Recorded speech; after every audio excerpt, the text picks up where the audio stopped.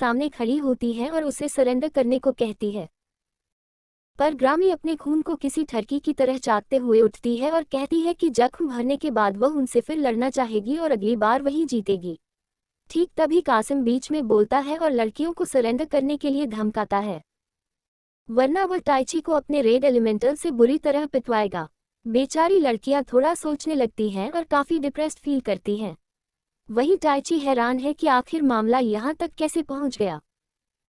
क्या उसके पास पूरे नेशंस को तबाह करने वाली पावर नहीं होनी चाहिए थी? अपनी कमजोरी को कोसते हुए वह बेहोश हो जाता है और सपने में उसे फिर से वही पुरानी आवाज सुनाई देती है। वो उससे पूछती है कि क्या उसे पावर चाहिए, और टाइची कहता है कि वो उस नमूने का चेहरा जमीन में धंसा देना चाहता है और उसे एहसास कराना चाहता है कि उससे पंगा लेकर उसने कितनी बड़ी गलती की है। वो आवाज अपना इंट्रोडक्शन देती है कि वो एरियल नाम की एक विंड स्पिरिट है और बताती है कि यह एक एक्सेप्शन होगा क्योंकि वह रूल्स तोड़ रही है, इसलिए यह मौत जैसा दर्दनाक हो सकता है। पर अगर उसे फिर भी यह पावर चाहिए तो वह उसे उधार देगी। टाइची राजी हो जाता है और हम उसे पूरे अवतार मोड में ट्रांसफॉर्म होते देखते हैं, जहां उसके चारों तरफ एक घना विंडी उड़ा होता है। कासिम उस रेड अवतार को फिर से उस पर चार्ज करने को कहता है और उसे पीछे फेंक देता है, पर टाइची वापस खड़ा होता है और कहता है कि यह हित तो ऐसा था जैसे किसी बिल्ली ने उसे अपने नन्हे पंजे से मारा हो। वो रेड एलिमेंटल फिर उस पर फ्लेम ब्रेथ अटैक छोड़ता है, पर टाइची अपना हकी अनलीच करता है और पलटवार में एक इतनी स्ट्रांग विंड स्ट्रीम निकालता है जो फ्लेम अटैक और रेड एलिमेंटल दोनों को एक साथ तबाह कर देती है। ये देखकर कासिम और ग्रेमी वहां से दुम दबाकर भागने लगते हैं। टाइची उन्हें रोकने की कोशिश करता है, पर तभी उसे वही दर्द महसूस होता है जिसके बारे में एरियल ने वर्णन किया था और वह अपने घुटनों पर गिर जाता है। फैंट होने से पहले टाइची किसी तरह एक आखिरी अटैक निकाल लेता है और उससे कासिम का राइट आर्म उड़ा देता है। ऑफिशियली उसे ए का सबसे पैथेटिक एक हाथ वाला कैरेक्टर बना देते बाद हम देखते हैं कि टाइची लीमिया के घर में जागता है और सोचता है कि वह यहाँ कैसे पहुंचा। तभी लीमिया अंदर आती है और वह उससे सवाल पूछता है, पर तभी उसके पेट से गुरगुराने की आवाज आती है और वह दोनों खाना खाने नीचे चले जाते हैं। टाइची बिल्कुल गोकू की तरह दबाकर खाता है और लीमिया उसे बताती है कि पिछली बैटल में उसने अपना सारा मैजिक एग्जॉस्ट कर दिया था और वह पूरे एक हफ्ते तक बेहोश यानी आउट रहा। वह एक्सप्लेन करती है कि नॉर्मल लोग तो रात भर में अपना मैजिक रिप्लेनिश कर लेते हैं, पर अगर पूरा खत्म हो जाए तो रिकवर करने के लिए बॉडी लंबे समय तक कोमा लाइक स्टेट में जा सकती है। वो बताती है कि जब वह एक दिन तक नहीं जागा तो मीरा और रन उसे यहाँ ले आई थी और फिर वो उससे नॉर्दर्न फॉरेस्ट में हुए हादसे की डिटेल्स मांगती हैं। टाइची उसे सब कुछ बताता है और वह कहती है कि कासिम ने पक्का फ्रॉस्ट एलिमेंटल पर क्रिम्सन पैक यूज किया होगा। यह एक फॉरबिडन रिचुअल है जो बीस्ट्स और ह्यूमंस की लाइफ फोर्स यूज करता है और इसे खाने से यूजर की कैपेसिटी से कहीं ज्यादा इनॉर्मस मैजिक निकल सकता है। टाइची कहता है कि उस मोमेंट पर उसे लगा था कि अब वो बेआगोर, पर तभी उसे एक आवाज सुनाई दी जिसने अपना नाम एरियल बताया और उसे लड़ने की पावर दी। ये सुनकर लीमिया काफी हैरान हो जाती है और हमें उसके ट्रेजर का एक फाइन शॉट मिलता है। वह कहती है कि अब उसे पता चल गया है कि टाइची किस तरह की सोर्सरी कर सकता है और एक्सप्लेन करती है कि वो एक समरन है। समनर्स बिल्कुल शाम्स की तरह होते हैं जो स्पिरिट्स के साथ पैक्ट करते हैं और उनके बॉन्ड के बेसिस पर उन्हें स्ट्रॉन्गर मैजिक परफॉर्म करने का हक मिलता है। पर शाम और समनर्स में एक बड़ा फर्क ये है कि समनर्स स्पिरिट्स की आवाज सुन सकते हैं। वो आगे बताती है कि इस दुनिया में स्पिरिट्स हाईएस्ट ऑर्डर पर आती हैं, यहाँ तक कि ड्रैगन से भी ऊपर, जिन्हें ह्यूमन से सुपीरियर माना जाता है। इसलिए आम इंसान उन्हें देख या सुन नहीं सकते। सिर्फ समनर्स ही स्पिरिट्स को कमांड कर सकते हैं और उनसे सब्स कास्ट करवा सकते हैं। और क्योंकि यह सब्स डायरेक्टली स्पिरिट्स कास्ट करती हैं, इसलिए यह उन स्पेलल से कहीं ज्यादा स्ट्रांग होती हैं जो शाम्स या मेजिस किसी मीडियम के जरिए करते हैं। ये जानकर कि कैसे उसके रेस हकी ने एक स्पिरिट को अट्रैक्ट किया और उसे समरना बनाया, वो लड़कियों से मिलने से पहले थोड़ी कॉफी पीने बाहर निकलता है। वो वेट्रेस से पूछता है कि क्या उसे पता है वह कहाँ है। पर वह कहती है कि वह सुबह से वापस नहीं आए हैं। ताइची खुद उन्हें ढूंढने का डिसाइड करता है और बाहर निकलता है, पर तभी वह देखता है कि कुछ डिस्कर्ड मोड्स एक सुंदर लड़की को घेर कर खड़े हैं। वो आगे बढ़ता है और उन्हें उसे छोड़ने को कहता है और वह लड़की इस मौके का फायदा उठाकर खुद को छुड़वाती है और ताइची का हाथ पकड़ लेती है। वो ऐसे एक्ट करती है जैसे वह उसकी लवर हो और उसे अपने मैसिव प्लॉट्स के जरिए इस नाटक में साथ देने को मना लेती है। उनमें से एक डिस्कर्ड मॉड ताइची को मुक्का मारने की कोशिश करता है और उसे अपने काम से काम रखने को बोलता है, पर ताइची डज करके उस बंदे की गर्दन पर एक लात मारता है और उसे वही सुला देता है। ये देखकर दूसरा बंदा घबरा जाता है और अपने बॉडी को उठाकर वापस अपने मॉम्स बेसमेंट में भाग जाता है। उनके जाने के बाद लड़की ताइची को थैंक्स बोलती है, पर वह कहता है कि वह खुद उन्हें हैंडल कर सकती थी।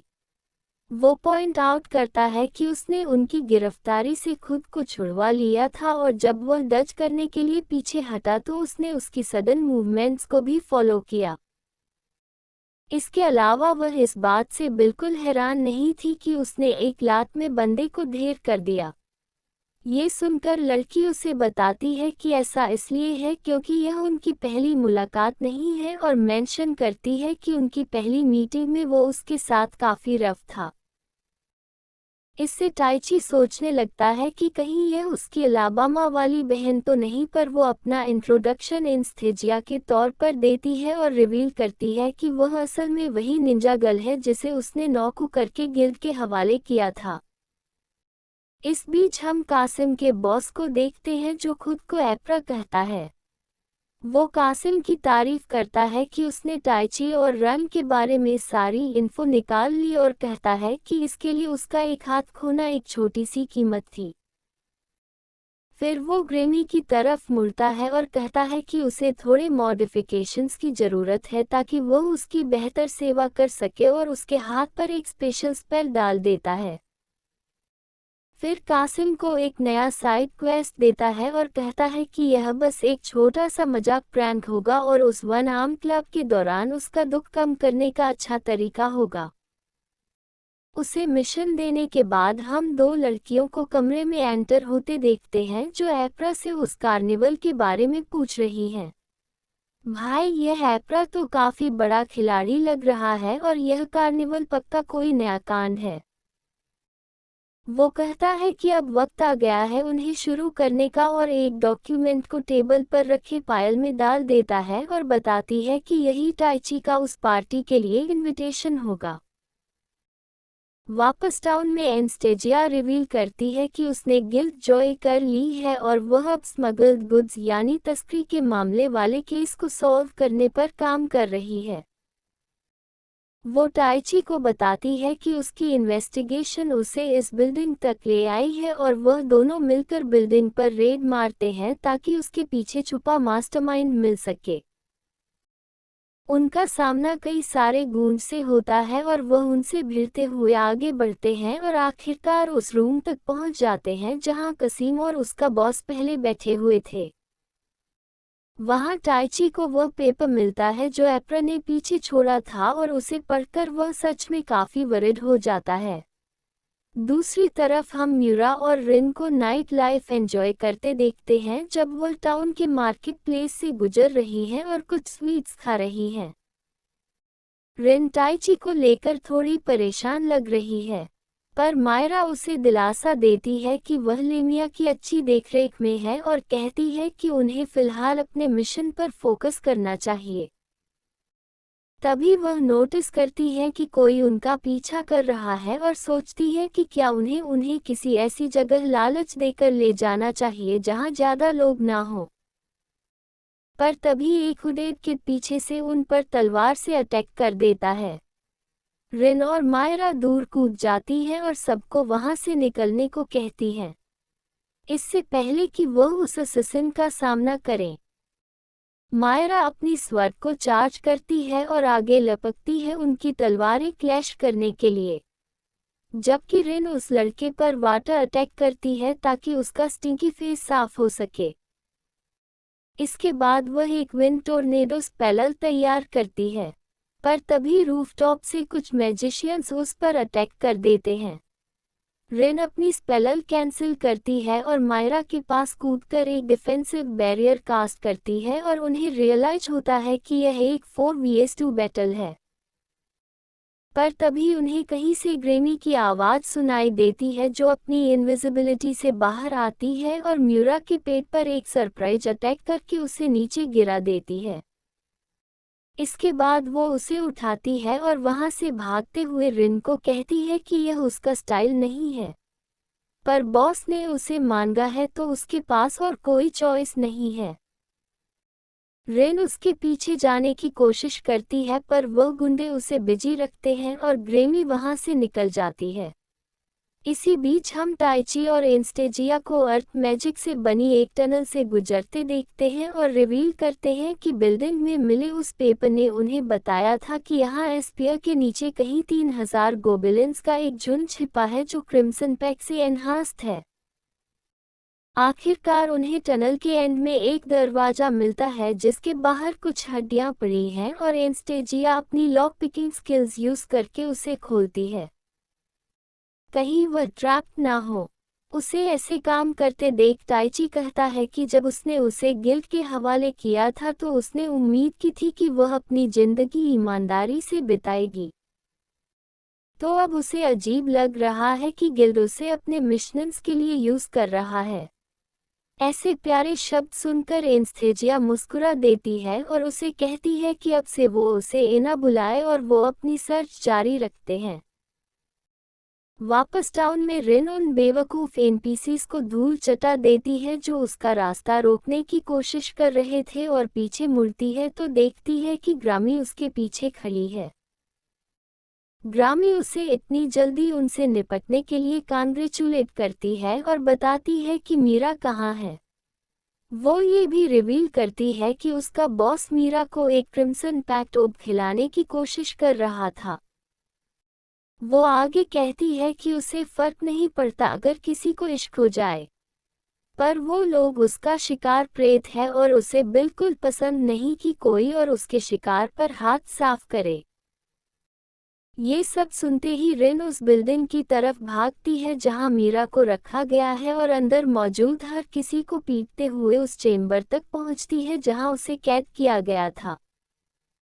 वो विंड स्पेल का यूज करके मेन स्पेल कास्ट को नीचे गिरा देती है और बाकी सबको आइस बाइंडिंग से फ्रीज कर देती है, जिसके बाद वह अर्थ मैजिक से मैजिक सर्कल को तबाह करती है और मीरा को उसकी जंजीरों से आज़ाद कर देती है।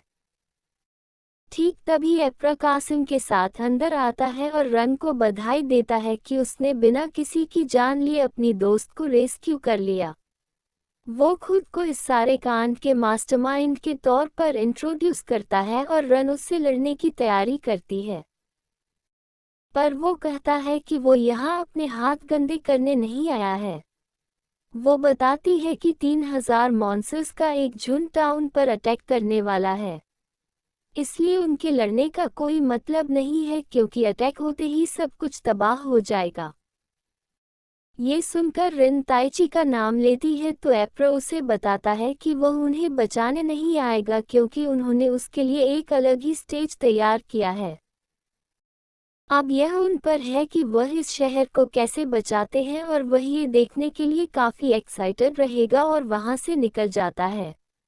बाहर निकलते वक्त कासिम एप्रा से पूछता है कि क्या शहर पर अंदर और बाहर से एक साथ अटैक करना जरूरी था। एप्रा कहता है कि बिल्कुल जरूरी था और फिर उससे पूछता है कि उन्होंने टोटल कितने क्रिम्सन पैक मॉन्स्टर्स तैयार किए हैं।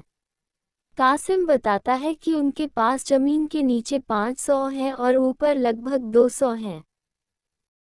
तो एप्रा कहता है कि ताइची और रिन की स्ट्रेंथ को पूरी तरह टेस्ट करने के लिए ये काफ़ी रहेंगे। इसी बीच हम ताइची को एना की जान बचाते हुए देखते हैं जब वो एक अर्थ गोलम का पंच अपने एक हाथ से ब्लॉक कर देता है। वो उसे पीछे हटने को कहता है और फिर एक फिजिकली एनहांस्ड पंच के साथ आगे कूदता है ताकि उस गोलम का खेल हमेशा के लिए खत्म कर सके। इसके बाद उनके सामने एक दरवाजा खुलता है जहां वह दो छोटी लड़कियों को एक गोबलिन फार्म के पास खड़ा देखते हैं जो रेड क्रिम्सन पैक से एन्चेंटेड लगते हैं। वो लड़कियां अपना इंट्रोडक्शन माइलो और मेलो के तौर पर देती हैं और कहती हैं कि उन्होंने ही वो अर्थ गोलम बनाया था और अब वो इन सारे गोबलिन्स को टाउन में छोड़ने वाली हैं ताकि वह शहर वालों के साथ खेल सके, मर्द और बच्चों को डिनर में खा सके। ताइची उनके अजीब चेहरों को देखता है और पूछता है कि क्या उन्हें एक बैड आइडिया नहीं लगता क्योंकि वह खुद भी तो बच्चे ही हैं। पर लड़कियां कहती हैं कि वह इस ऑब से गोबिन्स को कंट्रोल करेगी और उन्हें अनलीश कर देती हैं। वापस टाउन में म्यूरा और रिन गिर जाते हैं और जेरार्ड को एप्रा और उसके 3000 मॉन्स्टर्स वाले प्लान के बारे में बताते हैं। जेरार्ड एस्पायर के सारे एडवेंचरर्स को बुलाता है और टाउन वॉच से भी हेल्प मांगता है और वह सब इस डिफेंसिव वॉर की तैयारी शुरू कर देते हैं। सिर्फ 180 एडवेंचरर्स के साथ हालात काफ़ी खराब लग रहे हैं, पर तभी लेमिया जंग में शामिल होती है और उनका हौसला बढ़ाती है। इसी बीच ताइची और एना रेड गोबलिन से लड़ रहे हैं और कोशिश कर रहे हैं कि वह जमीन के ऊपर ना जा पाए। ताइची फिजिकल एनहेंसमेंट यूज करके उन्हें क्रश कर देता है, पर उसे केव के टूटने का डर लगता है, इसलिए वह नॉर्मल कॉम्बैट पर वापस आ जाता है। इतने सारे गोबलिन्स से लड़ते वक्त उसे अचानक उन लड़कियों की आवाज़ सुनाई देती है और वो नोटिस करता है कि उनका क्रिस्टल बॉल बेकार था और अब गोबलिन्स उन पर भी अटैक कर रहे हैं। वो मॉन्स्टर्स के बीच से रास्ता बनाते हुए उन्हें बचाता है और उनसे उनकी करतूतों के लिए माफ़ी मंगवाता है। फिर वो एना को उनका ख्याल रखने को कहता है और पूरे 500 मॉन्स्टर्स को साफ करने के लिए एक फुल ऑन मॉन्स्टर हंट पर निकल जाता है। वापस गिल्ड में लेमिया और बाकी सब सिचुएशन को असेस करते हैं और लेमिया कहती है कि वह अपनी एक tactical class large area speller use करेगी ताकि मॉन्स्टर्स की संख्या कम की जा सके क्योंकि इतने सालों से एक साथ लड़ने का और कोई रास्ता नहीं है। लेकिन इतनी जल्दी ऐसी स्पेल यूज करने से उसका मैनर रिजर्व लो हो जाएगा और वो फिर कोई बड़ा अटैक नहीं कर पाएगी। ये सब सुनकर रेन उसे कहती है कि एरिया ऑफ इफेक्ट स्पेल वो संभाल लेगी और एक्सप्लेन करती है कि वो एक फटते हुए ज्वालामुखी जैसी स्पेल कास्ट कर सकती है। वो स्टीम एनर्जी का यूज करके बॉम्ब बनाने की साइंस समझाने की कोशिश करती है पर वो सबके सर के ऊपर से निकल जाता है, ठीक वैसे ही जैसे मेरे सर के ऊपर से मैथ लेसन्स निकल जाते हैं। पर लेमिया कहती है कि उसे उस पर भरोसा है और उसे यह करने देती है। अगले दिन जैसे ही मॉन्स्टर्स दीवारों के पास पहुंचते हैं, रेन अपनी स्पेल कास्ट करना शुरू करती है और अर्थ मैजिक से जमीन में एक विशाल गड्ढा बना देती है। वह ज़्यादातर मॉन्स्टर्स को उसमें गिरा देती है और उस बेसिन को पानी से भर देती है, जिसके बाद वह उनके ऊपर पिघली हुई धातु मोल्टन मेटल का एक बड़ा बॉल बनाकर अंदर फेंक देती है। धातु तुरंत ठंडी होकर गड्ढे के ऊपर एक सील बना देती है और फिर नीचे बनने वाली स्टीम की वजह से वह पूरी ताकत से फट जाता है। वो भयानक एक्सप्लोजन सबको हैरान कर देता है और लेमिया काउंटर अटैक को लीड करती है, जबकि जेरार्ड एडवेंचर्स को लेकर दुश्मन की फौज पर टूट पड़ता है। इसी बीच कासिम और एप्रा एक क्लिप से ये सब देख रहे हैं और एप्रा कहता है कि लेमिया को एक्शन में देखना ही अपने आप में वध था, पर रिन की ऐसी डिस्ट्रक्टिव स्पेल देखना तो सोने पर सुहागा हो गया। फिर वो कहता है कि अब असली खतरे का सामना करने का वक्त आ गया है और हम एक एडवेंचरर को जेरार्ड को रिपोर्ट देते हुए देखते हैं कि 200 क्रिम्सन पैक मॉन्स्टर्स जंग में शामिल हो चुके हैं। भाई 200 क्रिम्सन पैक मॉन्स्टर्स का मतलब है असली तबाही।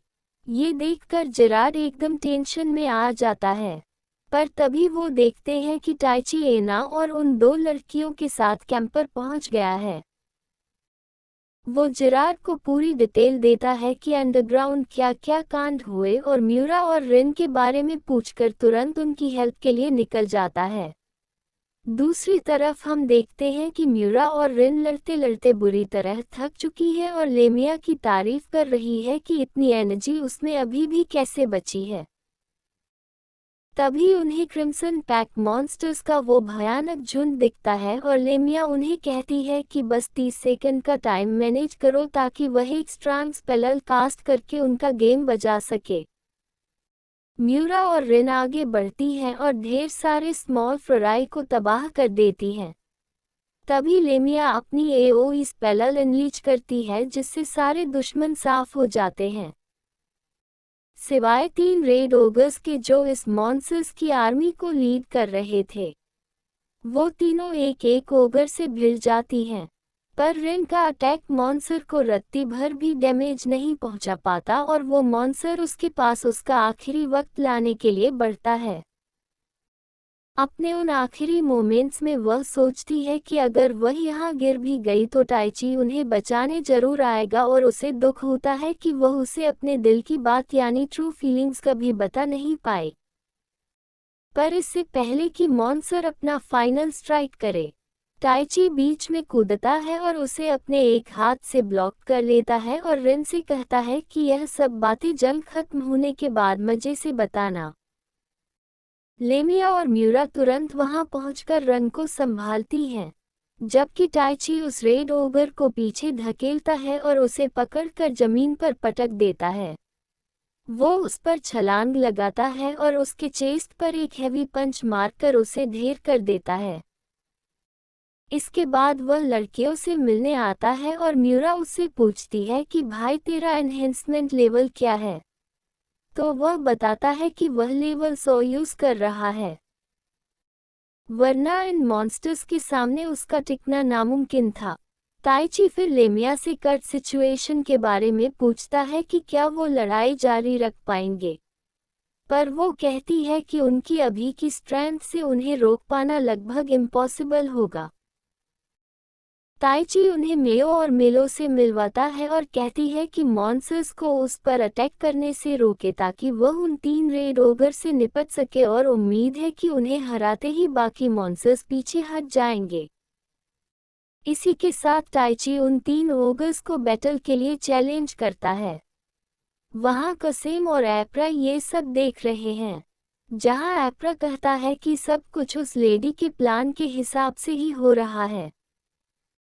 वो एक ऐसी सीक्रेट मास्टरमाइंड की बात कर रहा है जो इस पूरी साजिश में उससे भी ऊपर है। वापस कैंप में हम देखते हैं कि एना जख्मी सोल्जर्स का इलाज कर रही है और फ्रंट लाइन की हालत के बारे में सुन रही है। वो टाइची पर पूरा भरोसा करने का डिसाइड करती है, पर तभी एक हुडेड फिगर उसके पास से गुजरता है और उसके कान में कुछ ऐसी बात बोलता है कि वह किसी माइंडलेस पॉपेट की तरह बैटलफील्ड की तरफ चलने लगती है। दूसरी तरफ लेमिया और बाकी एडवेंचरर्स छोटे मॉन्स्टर से लड़ रहे हैं, जबकि टाइची 3 वर्सेस 1 सिचुएशन में ओगर से निपट रहा है। नंबर्स में इतना फर्क होने के बावजूद टाइची उनमें से एक को नीचे गिरा देता है और अपनी इनसेन मैजिक पावर से उसका काम तमाम करता है। पर तभी जमीन कांपने लगती है और एक ड्रैगन जमीन से बाहर निकलकर उन ओगर्स को ब्रेकफास्ट की तरह खा जाता है।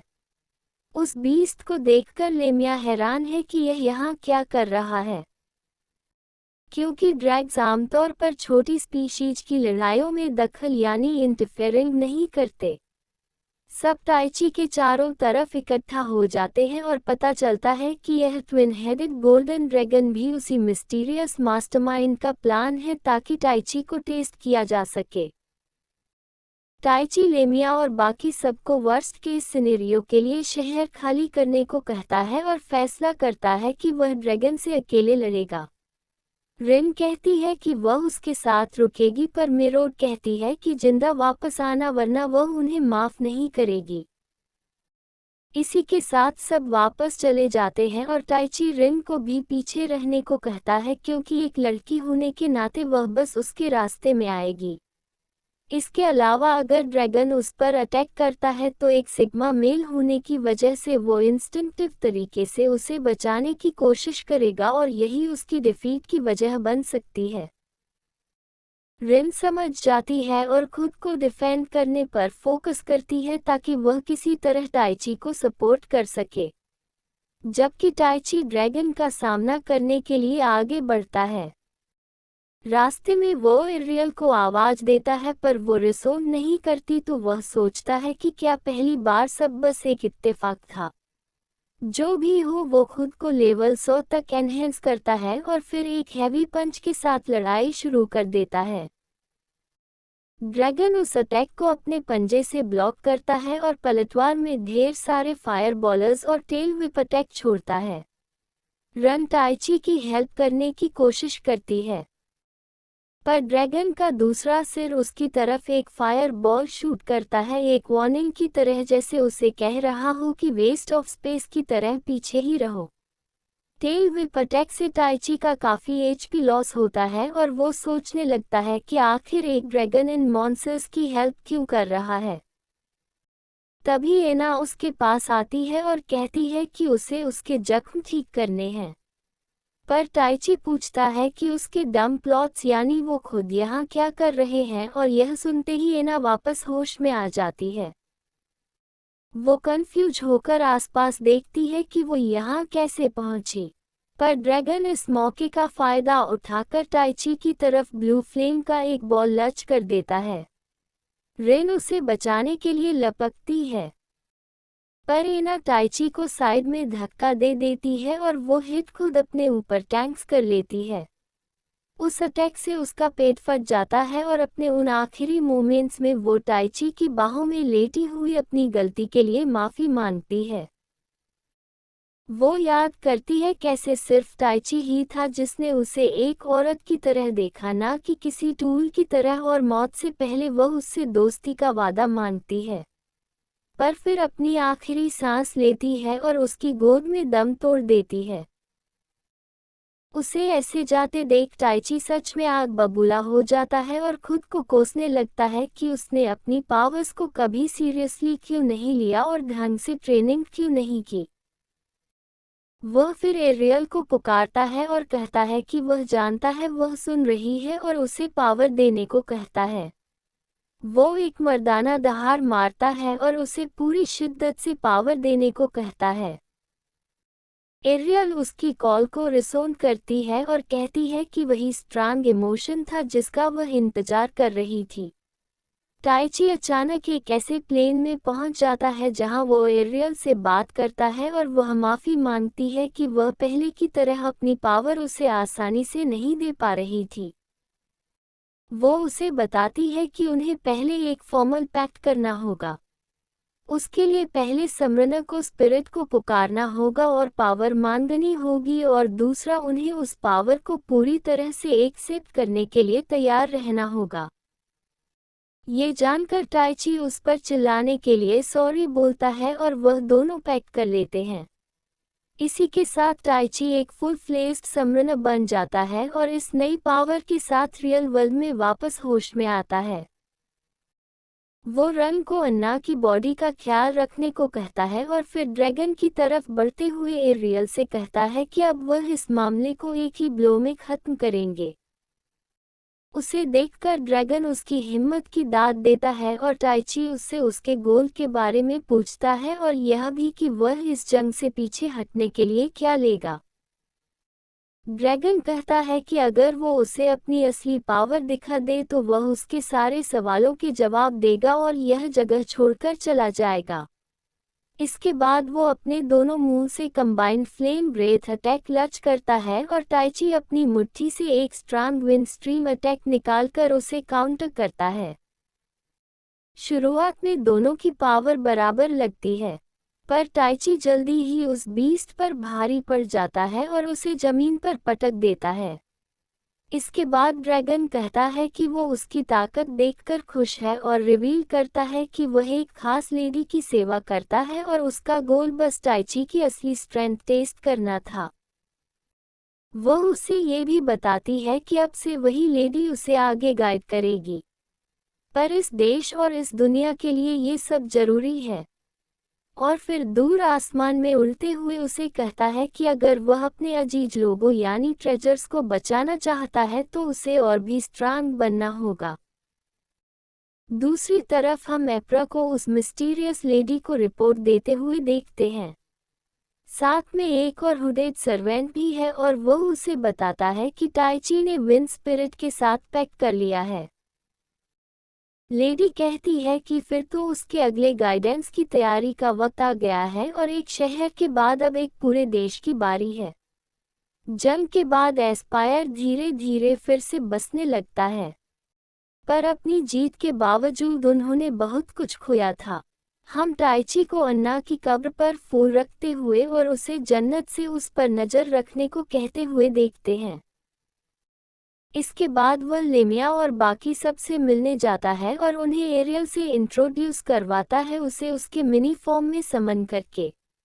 जब वो इस बारे में बात कर रहे होते हैं, वह नोटिस करते हैं कि नाइट्स के एस्कॉट के साथ एक कैरेज यानी बगी शहर में आ रही है और लेमिया देखती है कि उस पर रॉयल फैमिली का क्रश लगा है।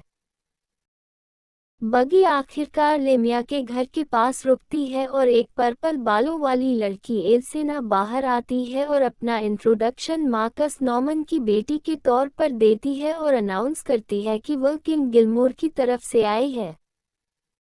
वो कहती है कि वह उनसे मदद मांगने आई है और रिक्वेस्ट करती है कि वह उसके साथ रॉयल कैपिटल विनिफिक्स चल। रास्ते में लेमिया एल्सेना से देश के कट हालात एक्सप्लेन करने को कहती है और वह बताती है कि पिछले 30 सालों से देश दो फैशंस में बटा हुआ है, एक जो कर्ट किंग को सपोर्ट करता है और दूसरा उनके छोटे भाई ड्यूक डर्सहाइम को। किंग गिलमोर ने अपनी पोजीशन डिप्लोमेसी और दूसरे नेशन से दोस्ती करके हासिल की है, जबकि ड्यूक डर्साहाई थोड़ा कंजर्वेटिव यानी पुराने ख्यालों वाला है। किंग गिलमोर की एक पॉलिसी के मुताबिक उन्होंने अपने कुछ मेजर्स दूसरे नेशंस में भेजे हैं और इससे एक मैजिक किंगडम के तौर पर उनका दबदबा यानी डोमिनेंस खत्म हो सकता है। अपोजिशन ने आखिरकार उनके खिलाफ हथियार उठाने का फैसला कर लिया है और एक बगावत यानी रिबेलियन वॉर बस होने ही वाली है और वह उम्मीद कर रहे हैं कि वह इस लड़ाई में उनकी हेल्प करेंगे। इसी के साथ वह कैपिटल पहुंचते हैं और टाइची नोटिस करता है कि वह जगह लगभग एक गोस्ट टाउन जैसी सुनसान है। लेमिया एल्सेना से पूछती है कि क्या किंग ने टाइची और रिन के बारे में कुछ कहा और वह बताती है कि किंग ने उन्हें साथ लाने पर जोर दिया था। तभी एक तीर उनकी तरफ आता है, पर टाइची उसे हवा में ही एक गीगा चाट की तरह पकड़ लेता है और उसकी जान बचा लेता है। हमें पता चलता है कि यह ड्यूक के एक आदमी ने चलाया था जो उसे कैपिटल में दूसरी दुनिया के लोगों यानी अदर वर्ल्डर्स के आने की रिपोर्ट देता है। वापस कैसल में टाइची और बाकी सब कोर्ट रूम में जाते हैं और एल्सेना उन्हें हेड मेजबेला आर्मी के सुप्रीम कमांडर जनरल सुमिला और किंग की इकलौती बेटी प्रिंसेस चार्लेट से इंट्रोड्यूस करवाती है।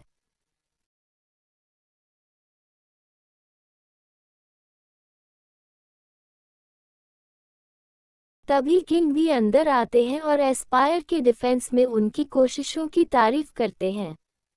लेमिया फॉर्मेलिटी स्किप करने का डिसाइड करती है और उनसे पूछती है कि असली मामला क्या है। किंग बाकी सबको बाहर जाने को कहते हैं और फिर लेमिया से कहते हैं कि वह बिल्कुल नहीं बदली, लगता है वह पुराने दोस्त हैं और लेमिया कहती है कि वह उसकी मदद करेगी पर बस तब जब वह उसकी कंडीशंस मान लेगा। वो फिर कहती है कि वह लोग अभी के लिए एस्पायर वापस जाएंगे और वह ये भी चाहती है कि किंग ईमानदारी से बताएं कि क्या टाइची और रिन को इस दुनिया में समन करने के पीछे उसी का हाथ है।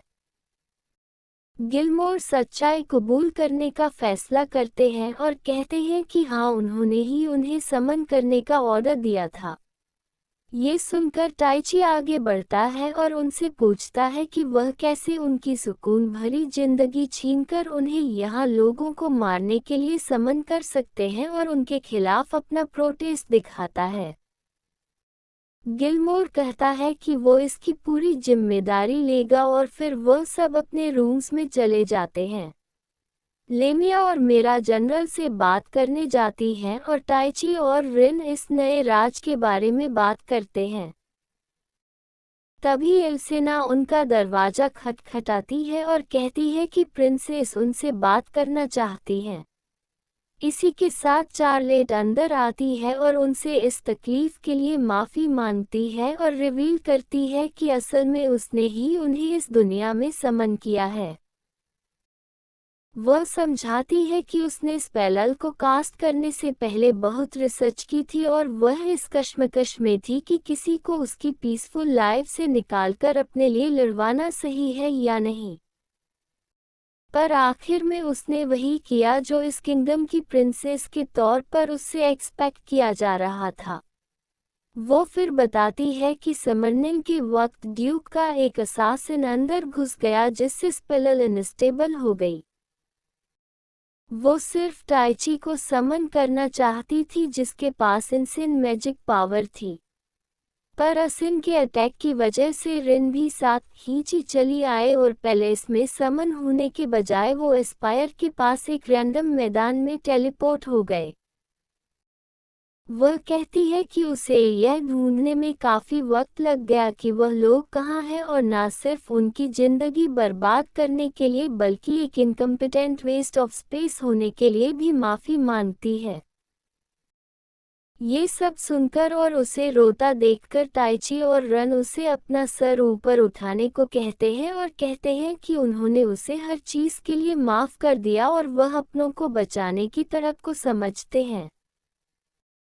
चार्लेट कहती है कि एक बार देश में शांति हो जाए तो वह उन्हें उनकी दुनिया वापस भेजने के लिए सब कुछ करेगी, भले ही इसमें उसकी रूह क्यों न चली जाए। और टाइची कहता है कि वह इस वॉर को ख़त्म करने में उसकी हेल्प करेंगे ताकि वह सब खुशी खुशी बाहर निकल सके। तभी लेमिया अंदर आती है और टाइची को बाहर आने को कहती है।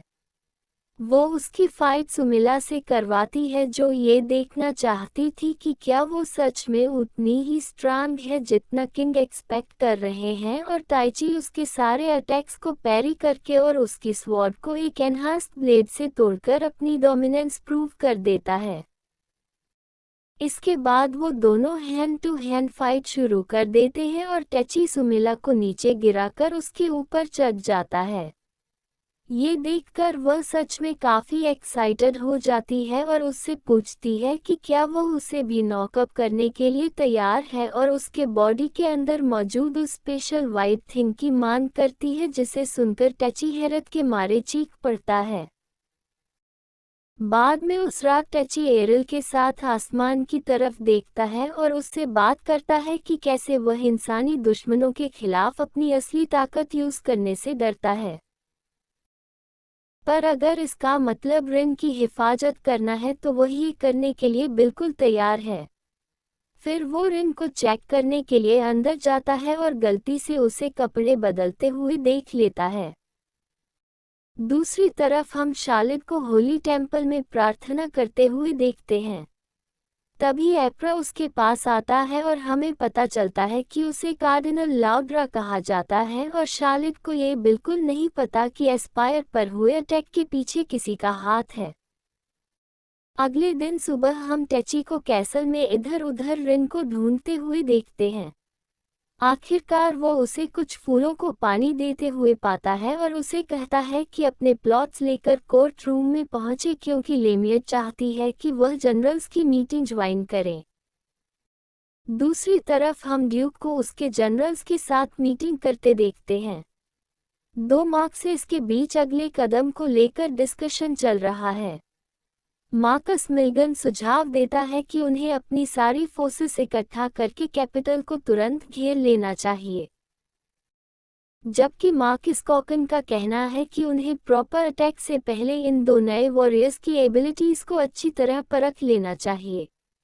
एंड में ड्यूक मिल्गन की साइड लेता है और उसे अपनी फोर्सेस असेंबल करके कैपिटल की तरफ लीड करने की परमिशन दे देता है।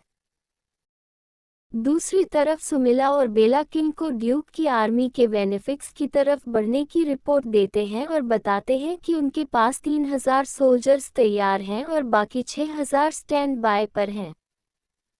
बेला कहती है कि उसके पास भी 300 मेजेस लड़ने के लिए तैयार हैं और 600 बैकअप में हैं।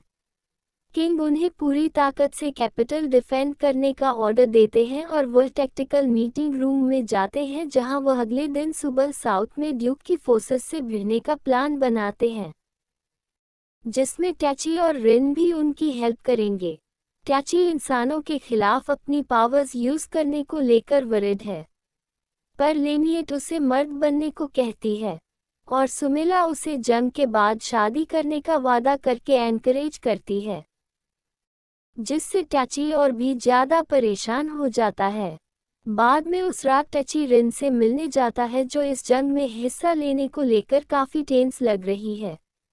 वो उसे कहता है कि उसे इसमें पार्ट लेने की जरूरत नहीं है क्योंकि वह यहाँ गलती से आई थी, पर रिन टैची को बताती है कि वह उस शक्ल में अपनी मर्जी से कूदी थी और वह उसके साथ मिलकर लड़ेगी।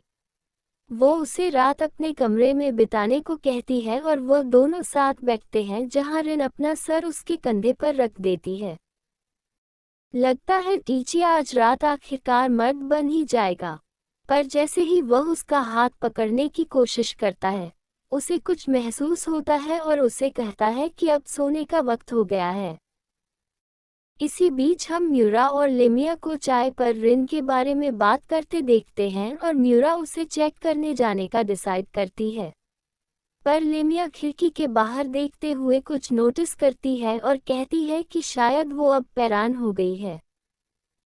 कुछ देर बाद हमें एक होडेड असासिन को खिड़की के बाहर पेड़ पर खड़ा देखते हैं। पता चलता है कि मार्कस ने उसे रात में टैची और रन को खत्म करने के लिए भेजा था ताकि वह अपना नाम बना सके। बदकिस्मती से उस असासिन के लिए टैची ने उसे पहले ही नोटिस कर लिया था और उन्होंने बेड पर ब्लैंकेट के नीचे कुछ पिलोस रख दिए थे। असासिन उन पिलोस पर वार करता है और टैची और बाकी सब उसे कमरे में अंगे हाथ पकड़ लेते हैं। टैची बताने लगता है कि उसने उसे पहले ही देख लिया था, पर असासिन को उसके फालतू ज्ञान से कोई मतलब नहीं है और वह इस मौके का फायदा उठाकर रिन पर अटैक कर देता है। ये देखकर टैची तुरंत अपनी फिजिकल एनहेंसमेंट ऑन करता है और उसे बुरी तरह पीटना शुरू कर देता है, ये कहते हुए कि वो उन लोगों को कभी चोट नहीं पहुंचने देगा जिन्हें बचाने की उसने कसम खाई है। उसे कुछ देर तक पीटने के बाद लेमिया टीची को रोकती है कि अब बस करो, पर असी उसके नीचे से निकल जाता है और जमीन पर अपना सर दे मारते हुए खुद को इशिका करने का फैसला करता है। अगले दिन सुबह गिलमोर की आर्मी का सामना मार्कस निल्गिन की फोर्स से होता है जिसमें 1000 सोल्जर्स हैं। टैची इक्विन स्पेल का यूज करके उनकी तरफ एक वार्निंग भेजता है और दुश्मन के ठीक सामने जमीन पर ब्लास्ट करता है। वो उम्मीद करते हैं कि इससे वो थोड़ी देर के लिए रुक जाएंगे, पर उनकी हैरानी का ठिकाना नहीं रहता जब निल्गिन और उसके आदमी अपने हाथ उठाकर मैजिकल रिंग्स का यूज करके ढेर सारे फायर बॉलर्स और वाटर बुलेट्स उनकी आर्मी पर छोड़ते हैं। शुरुआत में वो कंफ्यूज हो जाते हैं, पर टैची अपनी चीट एबिलिटीज से जूम इन करके लेमिया को उन स्पेशल रिंग्स के बारे में बताता है। वो कहती है कि वो मैजिकल स्टोन्स हैं और हैरान होती है कि उनके पास इतना पैसा यानी कैपिटल कहाँ से आया कि उन्होंने अपने सारे आदमियों के लिए 1000 रिंग्स तैयार कर ली। वो आगे बताती है कि यह रिंग्स कास्ट की लाइफ फोर्स तक यूज कर सकती है अगर उनका मैजिक खत्म हो जाए और यह किसी ऐसे के लिए लीथल हो सकता है जिसे मैजिकल आइटम्स की ढंग से समझ ना हो। जैसा कि एक्सपेक्टेड था, निल्गिन की आर्मी रिंग्स का यूज जारी रखती है और जल्द ही खुद को पूरी तरह ड्रेन कर लेती है। उन्हें ऐसे स्ट्रगल करते देखकर गिलमोर की आर्मी खुश होती है और कहती है कि शायद उन्हें पलटवार करने की जरूरत भी नहीं पड़ेगी, बस थोड़ी देर डिफेंड करना है और दुश्मन खुद ब खुद ढेर हो जाएंगे। इससे टैची और रन अनकंफर्टेबल महसूस करते हैं और वो लेमिया की तरफ देखते हैं। तब सुमिला कहती है कि भले ही वह दुश्मन है पर है तो इसी किंगडम का पार्ट और गिलमोर भी नहीं चाहेगा कि बिना वजह लोग मारे जाए। लेमिया कहती है कि उसके पास एक प्लान है और वो रिन से हेल्प मांगती है। पेची एरियल की विंड मैजिक से उनके सामने एक बैरियर खड़ा करता है और म्यूरा रिन को किसी भी स्ट्रेस शॉट से बचाती है जब तक वो दूसरे रॉयल मेजर्स के साथ मिलकर एक स्पेशल स्पेल तैयार करती है और अचानक बारिश शुरू करवा देती है। रिन फिर लाइटनिंग मैजिक का यूज करके दुश्मन की फौज को झटका देकर बेहोश कर देती है। निलगिन भी पूरी तरह ड्रेन हो चुका है और वो अपने घुटनों पर गिर जाता है। पर तभी वो ड्यूक के असिस्टेंट एनमिकस को अपने पास आते देखता है, जो उसे बताता है कि अभी क्या हुआ। निलगिन उससे पूछता है कि वह क्यों हार रहे हैं और वह उसे रिंग के ड्रेनिंग इफेक्ट के बारे में बताता है और फिर उसे खंजर स्टैब कर देता है, ये कहते हुए कि उसका मकसद पूरा हो गया है और इसी के साथ यह वॉर खत्म हो जाती है। भाई निकस ने तो धोखा दे दिया।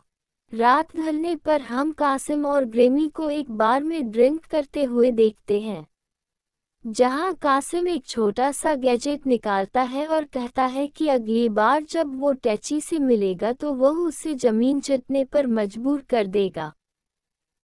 अगले दिन सुबह रिन अपनी स्पेशल ओरल स्किल्स का यूज करके टैची को जगाती है, पर टैची को बाथरूम की तरफ भागना पड़ता है क्योंकि उसने कल रात जरूरत से ज्यादा ऊँट ठूस लिया था।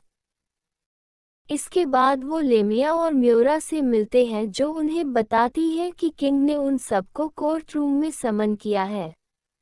वो सब देखने जाते हैं कि आखिर मामला क्या है और किंग कहता है कि प्रिंसेस उन्हें जंग में उनकी अचीवमेंट्स के लिए रिवॉर्ड देना चाहती है और उन्हें स्पेशल वेपन्स पिक करने की इजाज़त देती है। लेमिया एक मैजिक रिंग लेती है। टैची एक जापानीज लुकिंग कटाना उठाता है।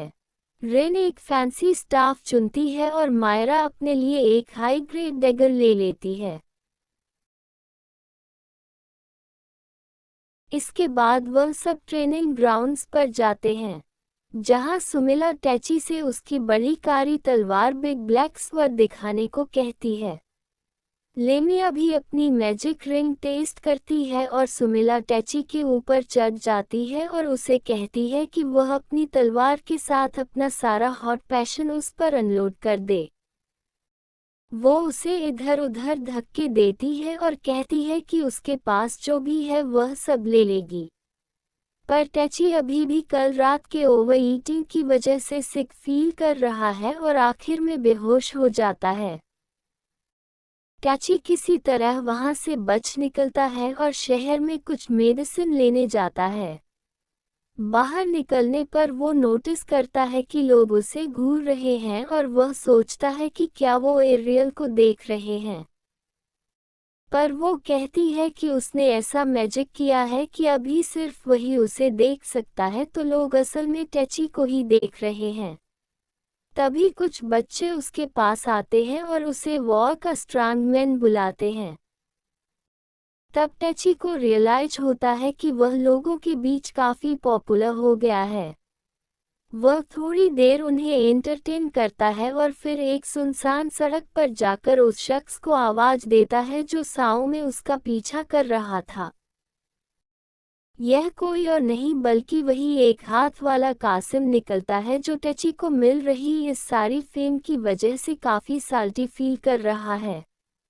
टैची उससे पूछता है कि उसके हाथ को क्या हुआ और जब उसे पता चलता है कि वही वह बंदा है जिसने उसका हाथ उड़ाया था, तो उसे सच में काफी बुरा लगता है। कासिम कहता है कि उसने उसे हराने का पक्का इरादा कर लिया है और उसे अपनी शर्तों पर एक ड्यूल के लिए चैलेंज करता है, वरना वह शहर के सारे कुओं में जहर मिला देगा। वो लॉर्डर से मिला हुआ वह गैजेट निकालता है और कहता है कि यह टैची की मैजिक पर रेस्ट्रिक्शंस लगा देगा और उसे उसकी अपनी पावर के बराबर कर देगा। इस तरह वह बराबरी की जमीन पर लड़ सकते हैं और वो प्रूव कर सकता है कि वह सिर्फ उसके गिफ्ट्स की वजह से हारा था। जाहिर है यह एक बहुत ही घटिया आइडिया लग रहा है। पर एक अल्फा मेल होने के नाते टैची कहता है कि वह ऐसी लड़ाई से पीछे नहीं हट सकता और अपनी डोमिनेंस प्रूव करके रहेगा। इस बात से एरियल भड़क जाती है और उसे वार्न करती है कि अगर उसकी पावर कभी वापस नहीं आई तो उसके पास रोते हुए मत आना। और इसी के साथ बैटल शुरू हो जाती है। टैची विंड ब्लास्ट से शुरुआत करता है, पर कासिम डज करके डैगर से पलटवार करता है। टैची अपनी तलवार से उसे ब्लॉक करता है और फिर पीछे कूदकर आइस और वाटर बुलेट से टैची पर निशाना साधता है। टैची आगे लपकता है और उसके हाथ से डैगर छीन लेता है, पर कासिम उसे कुछ आइस बुलेट्स मार देता है और लड़ाई एकदम इंटेंस हो जाती है। ग्रेनी एक कोने से उन्हें देख रही होती है जब वह एक दूसरे को बुरी तरह पीट रहे होते हैं। एंड में वह दोनों सोचते हैं कि क्या उन्हें तब तक लड़ना चाहिए जब तक कोई एक बेहोश ना हो जाए, पर वो अगले मूव के साथ इसे खत्म करने का फैसला करते हैं।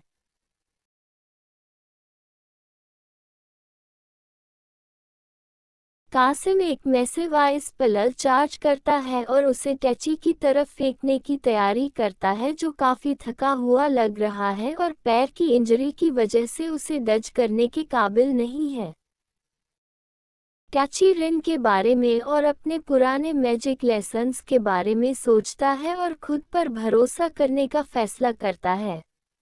वो अपनी तलवार में थोड़ा मैजिक फूंकता है और उससे कासिम की आइस पैलल को बीच से चीर देता है, जिसके शॉक वेव से कासिम दूर दीवार पर जा गिरता है। इसी के साथ उनकी फाइट खत्म होती है और कासिम अपनी हार मान लेता है। पर टैची कहता है कि उसके पास कम से कम एक एक्स्ट्रा आर्म जितना तो एडवांटेज था ही, तो यह उतना फेयर नहीं था। इसके बाद एरियल कासिम से टैची की मैजिक पावर वापस करने को कहती है और वह उन्हें नॉर्मल होने के लिए उस मैजिकल गैजेट को तबाह करने को कहता है। पर इससे पहले कि वह कुछ कर पाते, उस गैजेट के चारों ओर का डार्क ओरा एक शैडो मॉन्स्टर का रूप ले लेता है और टैची पर अटैक करने लगता है। टैची विंड मैजिक से पलटवार करने की कोशिश करता है, पर उस शैडो मॉन्स्टर को रत्ती भर भी डैमेज नहीं पहुंचता, जो बदले में उस पर ढेर सारी डार्क बुलेट्स छोड़ता है। हालात काफी खराब दिख रहे हैं, पर तभी अचानक ग्रेमी अपनी इनविजिबिलिटी क्लॉक से बाहर आती है और मॉन्स्टर पर अटैक कर देती है। कासिम उसका ध्यान आइस मैजिक से भटकाता है और ग्रेमी को गैजेट तबाह करने को कहता है, पर उसे तोड़ने के बाद भी मॉन्स्टर गायब नहीं होता और कासिम सोचने लगता है कि क्या लॉट ने ये सब भी पहले से प्लान किया था। टैची नोटिस करता है कि कम से कम उसकी पावर्स तो वापस आ गई है और वो कहता है कि वो इस मॉन्स्टर को एक ही अटैक में उड़ा देगा। वो एरियल को आसपास की हवा कंप्रेस करके लाइटनिंग बनाने को कहता है और अपनी तलवार से एक लाइटनिंग स्लैश मारकर मॉन्स्टर को ढेर कर देता है। इसके बाद वह कासिम को एक हीलिंग पोशन देता है, पर ग्रेनी उसे उसकी प्राइड को और ज्यादा क्रश करने को नहीं कहती और बताती है कि वह बस उससे हारने की वजह से साल्टी था, पर अब जब वह बराबरी पर लड़ चुके हैं, उसने अपनी हार कबूल कर ली है और शायद स्ट्रांग बनने के लिए और मेहनत करेगा। फिर वो उसे उठाती है और कासिम के साथ निकल जाती है, जिसके अंदर अब टैची के लिए एक हेल्दी राइवलरी पैदा हो गई है। ठीक तभी शहर की घंटी बजती है और स्पीकर अनाउंस करता है कि ड्यूक की आर्मी ने जंग का ऐलान कर दिया है। टैची तुरंत रेन और बाकी सब से मिलने कासिल भागता है और वह सब अगले दिन शुरू होने वाली जंग की तैयारी करते हैं। उसी वक्त हम लॉटा को उस मिस्टीरियस लेडी को रिपोर्ट देते हुए देखते हैं कि कैसे टेची ने उस शैडो मॉन्स्टर से निपटा और वह उसे अगले गाइडेंस के साथ आगे बढ़ने को कहती है। हमें उनके बगल में एक और हुडेड फिगर दिखता है जो बिल्कुल एनमिकस जैसा लग रहा है। अगले दिन सुबह ड्यूक डॉजेस हाइम कैपिटल की तरफ बढ़ने से पहले अपनी आर्मी को एड्रेस करता है और उनसे अदर वर्ल्डर्स और लेमिया से खुद निपटने की परमिशन मांगता है क्योंकि उसने सारे जरूरी अरेंजमेंट्स कर लिए हैं और वह नोगान की तरह उसे निराश नहीं करेगा। इसके बाद ड्यूक कैपिटल की तरफ बढ़ता है और दोनों आर्मीज एक दूसरे के आमने सामने आ जाती हैं। भाई अब दोनों फौज भिड़ने के लिए तैयार हैं। ये तो महायुद्ध होने वाला है।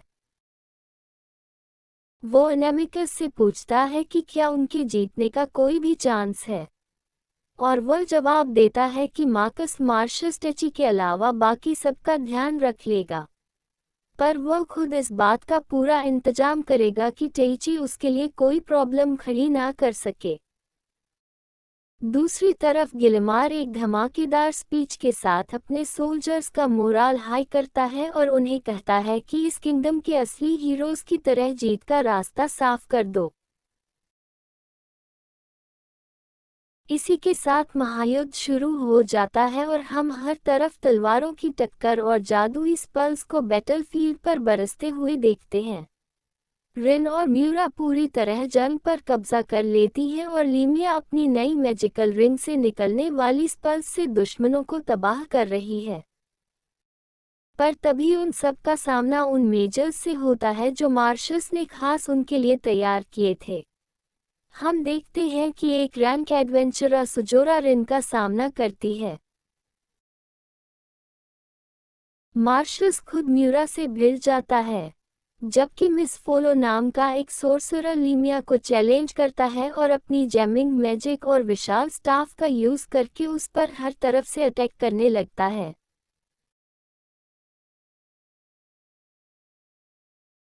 इसी बीच टेइची अपनी विंड मैजिक का यूज करके दुश्मन की फौज के ऊपर से छलांग लगाता है और सीधा ड्यूक के कैंप के सामने लैंड करता है। जब वो लोग अपनी बैटल स्ट्रैटेजी पर डिस्कस कर रहे होते हैं, वो बस अंदर चला जाता है और ड्यूक से सरेंडर करने को कहता है। डॉगन एनेमिकस को छोड़कर बाकी सबको बाहर जाने को कहता है और वह टेची से उसके प्रपोजल पर बात करता है।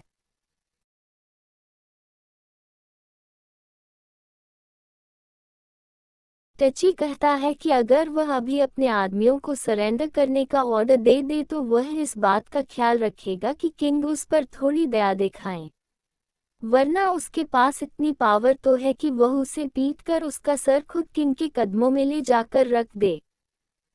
ये सुनकर डॉगन उससे पूछता है कि वह खुद ही किंग क्यों नहीं बन जाता, तो टेची कहता है कि यह बहुत ज्यादा झंझट वाला काम है और वह नहीं चाहता कि एक डिक्टेटर बनकर वह हजारों लोगों की नफरत मोल ले जो बस अपनी मनमानी करता हो। ये सुनकर डॉगसन हंसने लगता है और कहता है कि शांत दुनिया में बड़े होने से इंसान का नजरिया सच में बदल जाता है।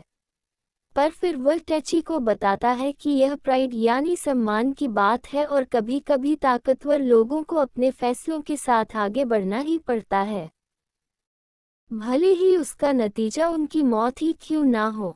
टेची उसके अजीब चेहरे को देखकर सोचता है कि क्या ये हथिया नहीं गया है। वहीं हम पीछे एनिकस को सबकी पीठ पीछे एक डार्क स्पेलर पकाते हुए देखते हैं, जिससे उनकी आर्मी के सभी लोग उसका वो डार्क जूस पीने पर मजबूर हो जाते हैं। वापस बैटलफील्ड पर लीमिया मिस फोलो का सामना करती है और उससे पूछती है कि क्या उसका प्लान बस उसे थकाने का है। वो आइस मैजिक से उस पर अटैक करता है, पर वह जमीन से आग निकालकर उसे ब्लॉक कर देती है। वो फिर उसकी तरफ ढेर सारी आइस बुलेट्स भेजता है, पर वो डिफेंस मैजिक से उन्हें रोक लेती है और एक विंड ब्लेड से निशाना साधकर उसे नीचे गिरा देती है। ये देखकर वो पुराना मेज हैरान रह जाता है और अपनी हार कबूल करते हुए लीमिया को उसे खत्म करने को कहता है, जो वो एक मैसिव फायरबॉल के साथ कर देती है।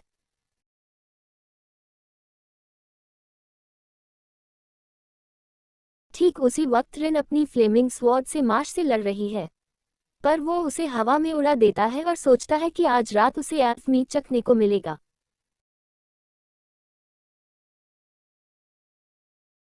पर तभी वह उसके पास से तेजी से निकलती है और रॉयल कलेक्शन से लिए गए डैगर से उसकी गर्दन चीर देती है। दूसरी तरफ रिन को अपने अपोनेंट को खत्म करने में थोड़ी मुश्किल हो रही है। सुजुरा लगातार ऑफेंस जारी रखती है और रन को डिफेंसिव खेलने पर मजबूर कर देती है। ये कुछ देर तक चलता रहता है, पर रन आखिरकार उसकी मूव्स और एबिलिटीज को एनालाइज कर लेती है और जंग खत्म करने की तैयारी करती है। वो उस पर एक फ्लेइंग स्पेल से वार करने वाली होती है, पर सुजुरा नीचे कूदकर जमीन पर हिट करती है, जिससे रिन पीछे जा गिरती है। रन आइस मैजिक पर स्विच करती है और उसकी तरफ आइसकल्स शूट करती है, पर सुजुरा उन्हें हटा देती है, सिर्फ ये रियलाइज करने के लिए कि वह सब बस एक डिस्ट्रैक्शन था। वह देखती है कि रिन उसके ऊपर खड़ी है और उसके सर के ऊपर एक विशाल फायर बॉल चमक रहा है। रिन उसे नीचे शूट करती है और सुजुरा का काफी एचपी लॉस हो जाता है, पर तभी वह नोटिस करती है कि आसपास के गिरे हुए सोल्जर्स अजीब हरकतें कर रहे हैं और उन्हें ज़ॉम्बीज की तरह घेर रहे हैं। रिन सुजुरा को कहता है कि अगर जिंदा रहना है तो मेरे साथ आ जाओ और वह दोनों टीम अप कर लेती हैं। इसी बीच टैची ड्यूक से सरेंडर करने की बातें जारी रखता है, पर तभी एरियल एंकिस की एविल स्पेल को नोटिस करती है और टैची को उसके बारे में वर्णन करती है। ये सुनकर एनेकस हंसने लगता है और कहता है कि उसकी स्पिरिट को पक्का इसका एहसास हो जाएगा।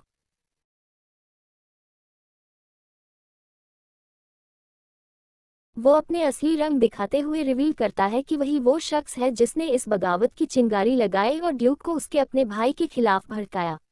उसने कहा कि उसने इस बैटलफील्ड को डार्कनेस गज नाम की स्पेल से पहले ही तैयार कर दिया है, जिससे उसके कंट्रोल में हर कोई पागल हो जाएगा और एक स्ले मशीन में बदल जाएगा।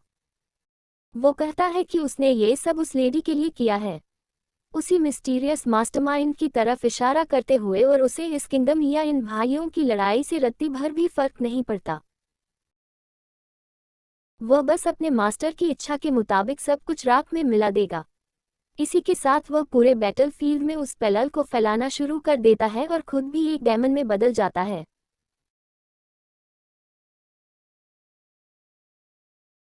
भाई एनमिकस ने तो पूरा गेम ही पलट दिया। वापस बैटलफील्ड पर हम लेमिया और बेला को अपने सर के ऊपर उस स्पेल को ऑब्जर्व करते हुए देखते हैं, जहां वो एक्सप्लेन करती है कि यह वही मनहूस स्पेल है जो 200 साल पहले उनके पड़ोसी देशों होली कैटलॉग एम्पायर और गार्डियन एम्पायर की जंग में यूज हुई थी। हालांकि वो जंग काफी छोटी थी, पर गिरे हुए सोल्जर्स बजरकिंग ज़ॉम्बीज में बदल गए थे, जिन्होंने दोस्त और दुश्मन दोनों पर बिना देखे अटैक किया था।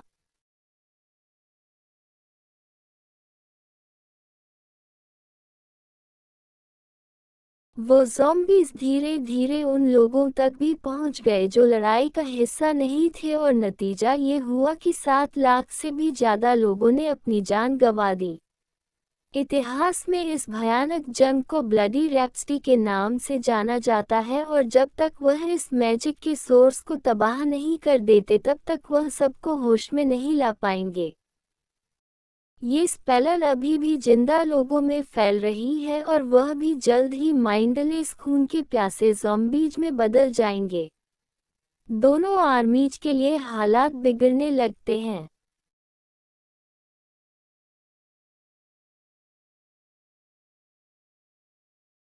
जब लिमिया और बाकी सबको इन माइंडलेस पपेट्स का झुंड घेर लेता है, वो पलटवार करने का फैसला करते हैं और उम्मीद करते हैं कि ताइची अपने प्लॉट आर्मर का यूज करके सब बचा लेगा, जो हमें वापस ड्यूक के कैंप में ले जाता है,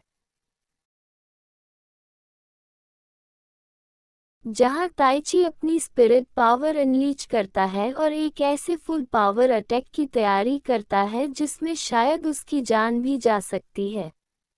वो इस बार अपने दोस्तों को बचाने के लिए सब कुछ झोंकने का पक्का इरादा यानी रिसोल्व कर लेता है, पर इससे पहले कि वो पावर निकाल पाए, एरियल वक्त को रोक देती है और कहती है कि वह उससे झूठ बोल रही थी। वो उससे माफी मांगती है और कहती है कि वह अपनी असली ताकत से डर रही थी और उसे नहीं पता था कि इसका ताइची पर क्या असर होगा। इसीलिए वह अब तक उसके सामने इस सेमी ओरिजिनल फॉर्म में आई थी। वो आगे कहती है कि उसका निश्चय देखकर अब उसे यकीन हो गया है कि ताइची उसे उसके असली रूप में देखने के लिए तैयार है और वह उसे अपना असली नाम बताती है जो कि सिल्फिड निकलता है।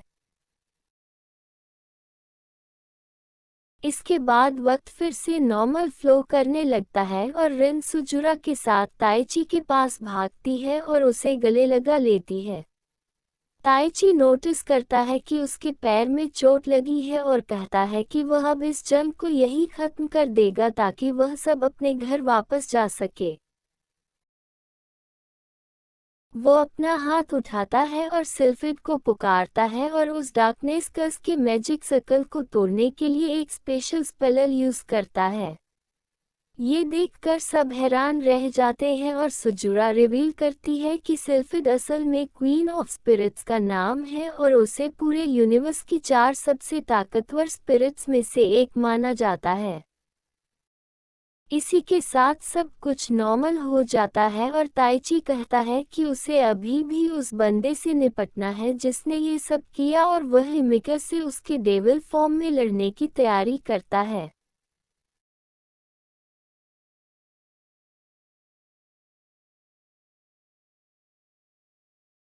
वह अपनी नई पावर चार्ज करता है और वह दोनों आसमान में किसी ड्रैगन बॉल जी स्टाइल फाइट की तरह उड़ने लगते हैं।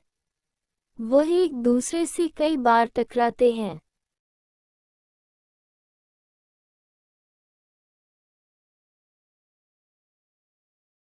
फिर ताइची उससे उस मिस्टीरियस लेडी के बारे में पूछता है। इनेमिकस कहता है कि वह इस दुनिया की रूलर है और उसने ही सब कुछ प्लान किया था। उसके जन्म से लेकर उसके इस दुनिया में समन होने तक और आज के इस दिन तक जब वह एक सम्राज्ञी के तौर पर अपनी असली ताकत अनलॉक कर रहा है। वो रिवील करता है कि ये दुनिया एक विशाल महायुद्ध यानी मैसिव वॉर की तरफ बढ़ रही है और उसे बचाने के लिए उन्हें एक अल्टीमेट वेपन की जरूरत है और ताइची उनके लिए वही वेपन बनेगा।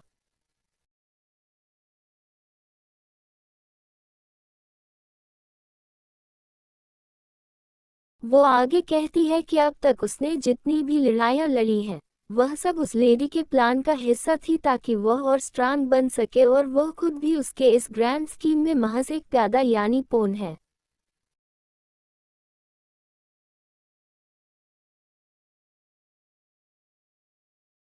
ताइची उससे उस लेडी का नाम पूछता है पर इनेमिकस कहता है कि अभी यह जानने का सही वक्त नहीं है जिससे ताइची भड़क जाता है और कहता है कि वह ऐसे किसी घटिया यानी बीएस बहाने के लिए अपने दोस्तों और हजारों लोगों की मौत कबूल नहीं करेगा। वो डेमन को पंच मारना जारी रखता है और जैसे जैसे उसका गुस्सा बढ़ता है वह उस पर भारी पड़ने लगता है। वो उसे लगातार पीटते रहता है जब तक कि वह उसके पेट पर इतना भयानक हिट नहीं मारता कि वह सीधा जमीन में जा गिरता है। वो उसके ऊपर खड़ा होता है और एनीमिकस उसे आखिरी वार करने को कहता है क्योंकि उसका नर्म दिल ही उसकी आखिरी कमजोरी बची है। पर ताइची उसे बताता है कि इस पावर को एक्सेप्ट करते वक्त उसने अपनी इंसानियत पीछे छोड़ दी थी और एक स्ट्रांग लाइटनिंग अटैक से उसे राख यानी इवापोरेट कर देता है। इसी के साथ जंग खत्म होती है और हम ताइची को कैसल में रिन, लिमिया और मीरा के साथ जागते हुए देखते हैं। वह उसे तब से लेकर अब तक की सारी बातें बताती है जब से उसने इनेमिकस को हराया था और एल्सीना और शार्लेट भी उसे देखने दौड़ी आती हैं। लगता है उसका मैजिक खत्म हो गया था और वह कई दिनों तक सोता रहा था। पर अब उसे इस किंगडम का हीरो माना जा रहा है। गिंग अपने भाई को उसकी बगावत के लिए सजा देता है और फिलहाल किंगडम में शांति लौट आती है।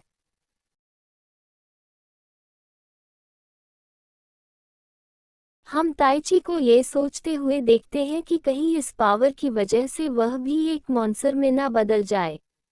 पर लिमिया उसे यकीन दिलाती है कि भले ही उसके पास कितनी भी पावर आ जाए, जब तक उसका दिल सही जगह पर है वह हमेशा एक इंसान ही रहेगा। वो उसे चेयर अप करती है और वह सब अपनी ट्रेनिंग जारी रखने के लिए इस पर वापस जाने का फैसला करते हैं। शार्लेट और एल्सिना उन्हें विदा करती हैं और शार्लेट वादा करती है कि वह उन्हें उनकी दुनिया वापस भेजने का रास्ता जरूर ढूंढेंगी। ताइची उन्हें कहता है कि वह अपना पूरा वक्त ले, क्योंकि उन्हें इस दुनिया के नए दोस्तों के साथ कुछ वक्त बिताने में कोई ऐतराज नहीं है। इसी के साथ वह एसबेर के लिए निकल पड़ते हैं और ताइची कहता है कि वह इतना स्ट्रांग बन जाएगा कि फिर कभी अपने किसी दोस्त को चोट नहीं पहुंचने देगा। वहीं दूसरी तरफ वो मिस्टीरियस मास्टरमाइंड लेडी अपने क्रिस्टल वॉल के जरिए उस पर नजर रखे हुए हैं।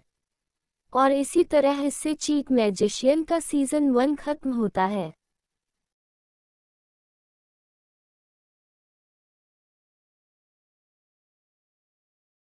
भाई, ये तो एकदम धमाकेदार एंडिंग थी।